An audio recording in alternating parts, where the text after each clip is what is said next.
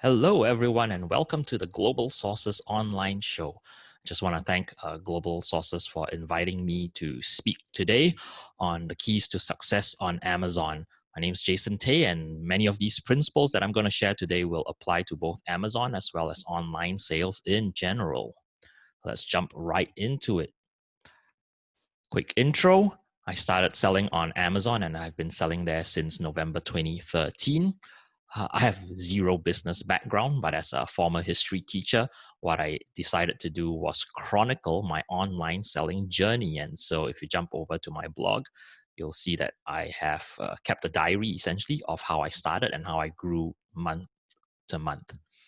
And I'm from Singapore, but currently, right now, I am in Australia with flight restrictions and all. There's no way to fly out. And thankfully, because most of our business is online, for example, for Amazon, it provides both the platform for sales, and FBA or Fulfillment by Amazon provides the logistical infrastructure to sell both remotely as well as internationally. I meet lots of people who want to start selling or are selling online. And the two most common challenges or questions that I get are for new people would be, what do I sell? Like they have no clue where to start or what to start with. The other group of people would be companies or businesses that already might have a product or a product range, or maybe it's a seller who already has some products listed online, but they are struggling to increase or grow their sales. So how to scale. And today we want to look at some solutions to those two questions. And I think having a good grasp of what is called the sales funnel, and for online sales is this 3-step funnel, would set a great foundation for you to understand how to tackle those two questions. So with the funnel, there are these 3 steps. Number 1, impressions; 2, clicks; and then conversions. And the whole point is, for all online sales, the customer journey always starts from number 1, it progresses through number 2, and then it ends with number 3. So with impressions on Google, if you're familiar with Google SEO, they would call it traffic. The whole key is to get your products seen by potential customers. And how do these customers find your products? Typically, almost every sale would start with someone searching. So whether that's searching for something on Google or Bing or whatever search engine, or even on Amazon, you have to realize that Amazon or any shopping site is like eBay is essentially a search engine. So customers go on and they type what they want to buy into the search bar, and then a bunch of results will show up. And on the results page, what you want to do then is make sure that you can convert people based on your image thumbnail, your title, whatever they see there in the search results. You have to make it attractive enough that somebody would be interested to click on your product. And once they click on your thumbnail, they get onto your product page. Then that's where all your images, your copywriting, and all that have to be effective in order to convince the potential buyer to make the purchase. Just one quick thing regarding impressions. You want to make sure that when people search, you have, in order to get that impression, you have to show up at the top of search results. In other words, you have to show up on page 1 as high up as possible, because if you don't show up on page 1, most people will not click beyond page 1 onto page 2, 3, 4, 5, 6, etc. So if you're not on page 1, you're going to be losing most of the impressions. The other key here is you want to show up for as many keywords as possible, but I'll get into more detail in the next slide. So let's talk about impressions or traffic. The impressions are the foundation to all online sales. It's the first step that you need to get right. And what's the key to impressions? It's, of course, to be able to rank at the top of search results for not just one keyword, but for as many keywords as possible, or for multiple keywords. Each of these keyword terms or phrases should be relevant to the product you sell. They should have decent demand, and they preferably have low or weak competition. So for me, low and weak competition is very important. I do not like to target highly saturated, highly competitive keywords because that would usually translate to requiring a ton of effort and lots of money with marketing and ads and all that in order to rank. So if you target low competition keywords, you're usually able to break into the top of search results fairly easily. The other thing to keep in mind is always have multiple keyword terms. So I often liken having multiple keyword terms to having multiple retail shops. For example, if you're selling, let's say, a portable mobile phone charger, there might be, let's say, 10,000 customers who want to buy these gadgets. They might type mobile phone charger, and then maybe 5,000 people type portable phone charger, maybe another 2,000 type phone charger USB or something like that.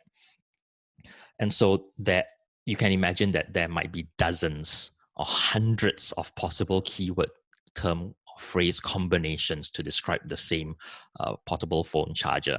Therefore, targeting as many of these terms as possible, every single term that you can rank for, I liken it to opening a shop in a different suburb or in a different city, different town, because every keyword term targets a different customer base. So the more keyword terms you have, the larger your customer base will be. And how do you determine whether keywords are relevant, decent, low competition? And how do you find all these multiple keyword terms? You have to do keyword research and analysis.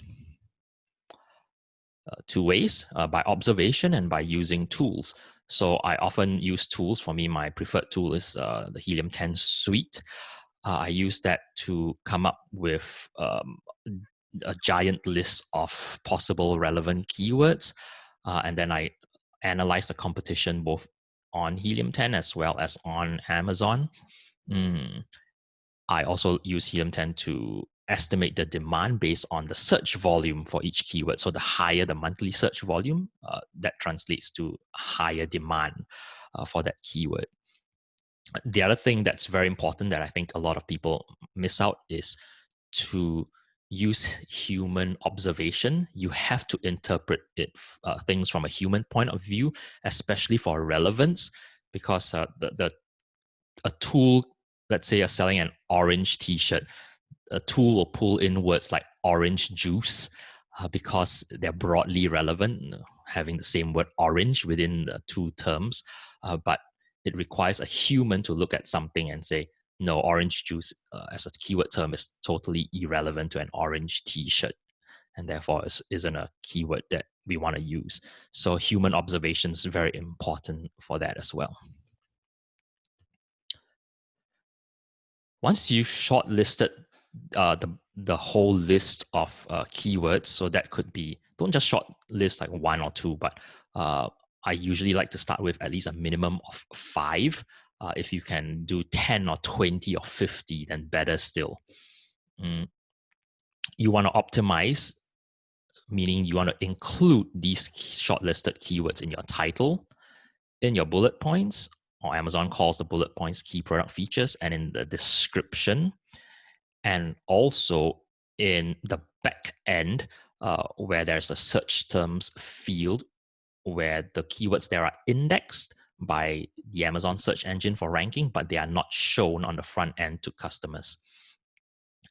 So the title carries the most weight of all these fields. The title carries the most weight for ranking, and therefore you want to put your most important keywords that you want to rank for, make sure that they are in the title.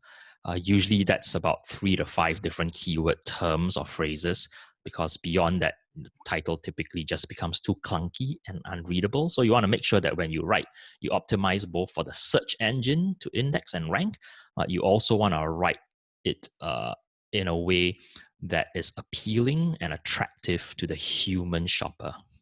So you have to balance both the technical aspects as well as the in a sense, art form to craft a listing. Next, the other thing you want to do is optimize and run sponsored ads.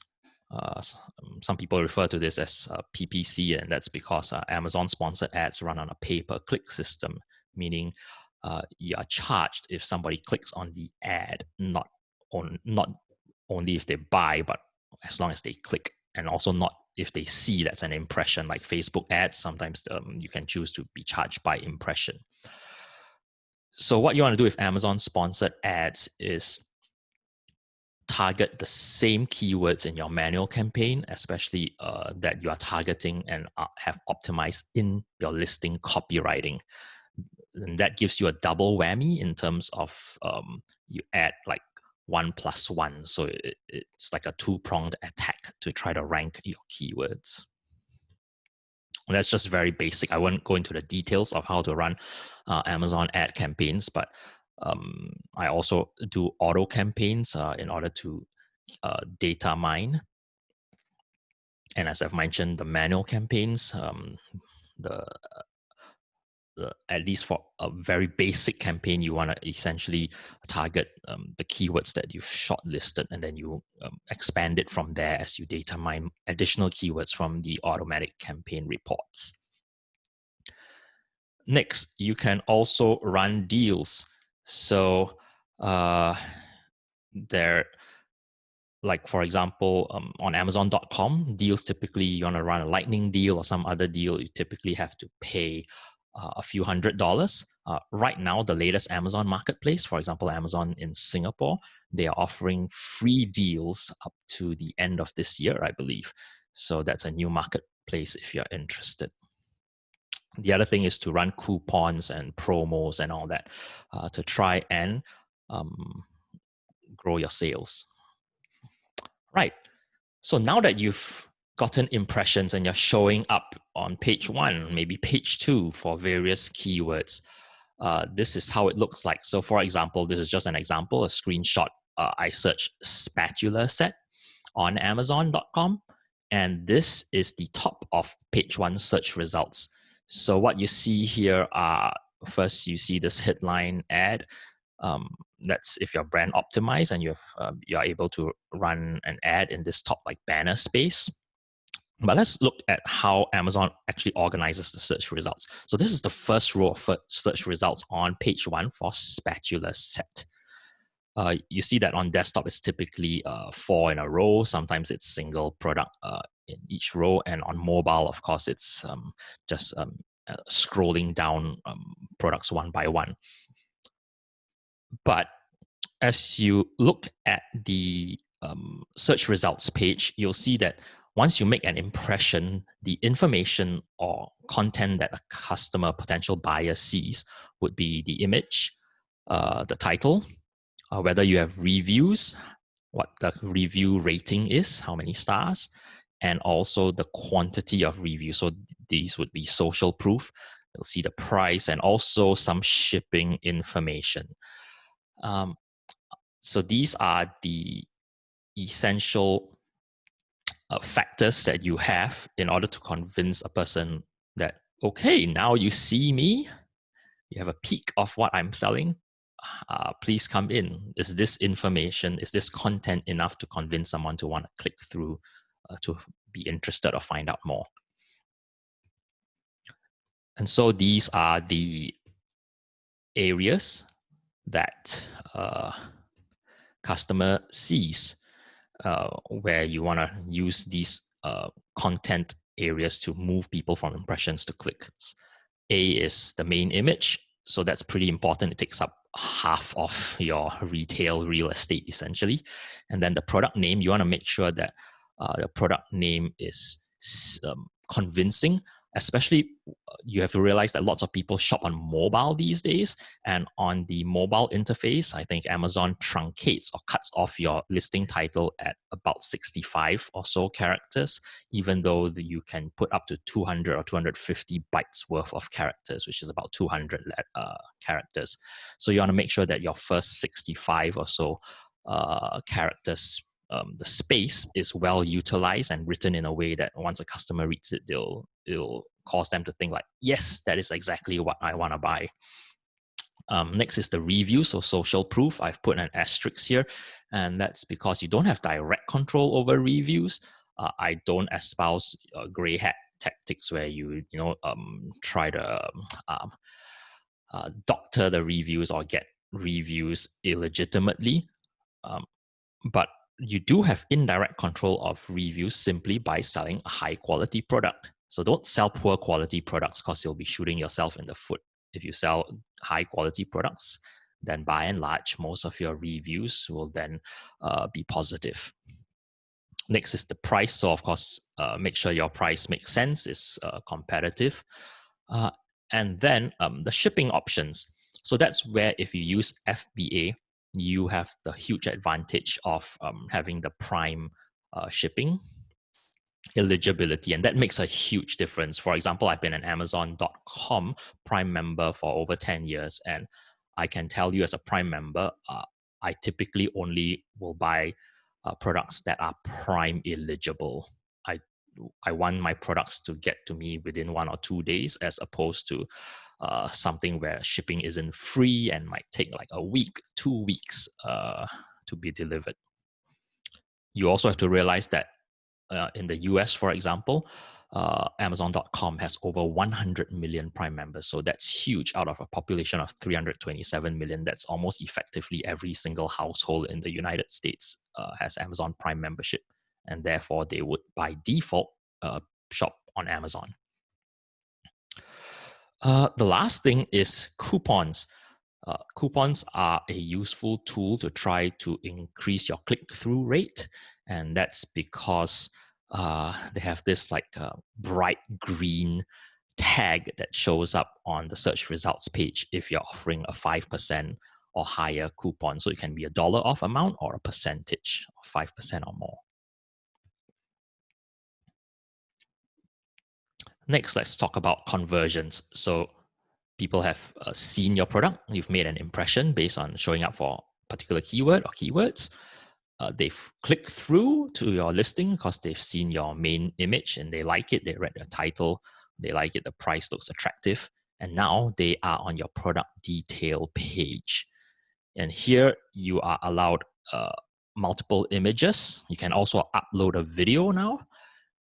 Then the other aspect is your copywriting. So content is 2 main areas, images and copywriting. The copywriting, as I've mentioned, optimize it for humans, not just the bot, and it's the same areas. The other thing I want to highlight now is A+ content. So if you are Amazon brand registered, you are able to create A+ content, which can make a significant difference in your conversion rates. That's the percentage of people who click through and are reading your listing, who end up buying. That can increase significantly if you have good A+ content. That does require brand registry though, and you can find out more about that. Just go run a Google search on what Amazon brand registry is and its requirements.